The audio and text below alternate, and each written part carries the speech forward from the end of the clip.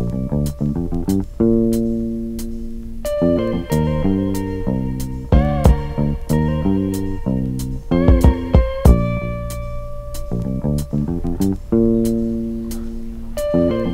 what's up, buddy? Hey, how's it going? You ready to play some golf? Yeah, let's do this.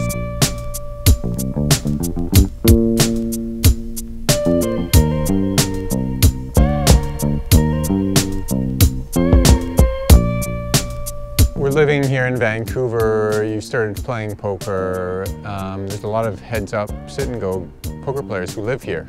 Did that help your game in any way? Did you interact with them? Did you learn from them? How did that all go down? I think I was very, very fortunate where I made friends organically with good people, and they just so happened to be very top-tier poker players. There's always the learning process for everyone involved, but if you work hard enough, you can be here on a Wednesday playing golf. Did you ever have a breakthrough moment that really stuck out to you? Yeah, I think it might have been my first World Series event. And at the time I thought I was a pretty decent player. I'd had some decent success online. I came there thinking I was all hot stuff and whatever. And I had this professional online player, the big dog pocket fives, and he was sitting to my direct left and he just never folded. He would just let every pot that somebody raised, he would call and wait for them to just kind of lose their gumption and just give up on a hand. And every time someone raised him, he'd just call and wait. And if you weren't going to fire that third bullet, if you weren't going to put him all in, then he was going to do it to you. And I sat there for about an hour before the break, and he just won maybe like 90% of the hands. Everybody says poker is not about the cards, but it took me an experience like that to really understand what it meant. All right, so are you ready for our first prop bet of the day? Definitely. Okay, so we're gonna try and baseball it. Throw it up and see if you can whack it, and closest to the hole wins. Oh, snap. Someone just died. Yeah, just gonna say, but well done. I once played a baseball video game, so I think I know what I'm doing. Ugh. I think I win. I can play my ball. I can play my ball.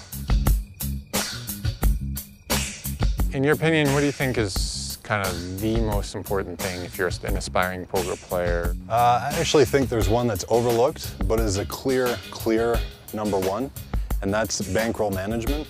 You can be the best poker player in the world, but if you don't follow proper bankroll management, to me, you are not a professional. What does bankroll management mean for like someone who doesn't even understand that term?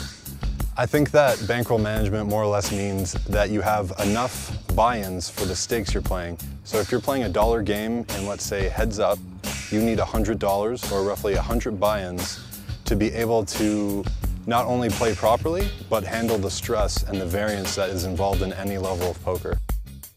People think like once you're a pro, oh, you can just win 90% of the time, but that's not the reality of it, of course. You're completely right. We all have losing days, and that's just part of it. You don't win every day, and that's just another great example of why the bankroll management is so important, and just to keep us sane at the end of the day. Yeah, prop bet. So rather than using our clubs for this hole, it's a really deep hole. I think it's 95 yards here behind you. So we're just going to try and throw it onto the green and then putt from there. Sounds good to me. Okay, here we go.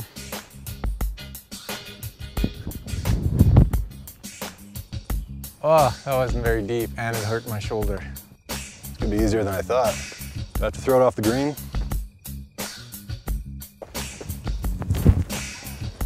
Come on, baby, beat that throw. Oh yeah, it's way deeper. Oh. I think I threw out my shoulder. Pretty sure. So you're playing heads up now. You've been playing heads up for the last couple of years. Are you sticking to heads up? As much as I love playing heads up sit and goes, as a professional, I have to follow where there's the most potential to make money. And I think that there are new formats coming out right now that are not only great for me, but great for any recreational player. And one of them that really sticks out right now are Spin and Gos. And I think the reason they stick out is because not only can I make a lot of money from them, but anyone can. So for anybody who doesn't know, Spin and Gos, they're games where there's 3 players and you start with 500 chips and it goes really quickly, and at the beginning of each tournament there's kind of like a slot machine wheel that spins around. They have $1 million first prize, so I think there's already been like 4 or 5 players, just like completely random non-professional players who have banked, you know, a $5 tournament for $1 million. Yeah, I think the biggest appeal of them is the fact that I can take a lunch break, sit down and play a $5 game, and it can change my life in 4 minutes. So where do you see yourself going from here as far as poker is concerned? What do you see for the future? I will be playing poker for a long time, and if it's not professionally, I'll still do it for fun. I truly think that poker has completely changed my life. Due to poker and being smart with money, I think that I can retire at half the age that other people can. And that's really the big picture that a lot of people should get. It gives you that freedom and the fact that a lot of people work hard now so they can enjoy life later.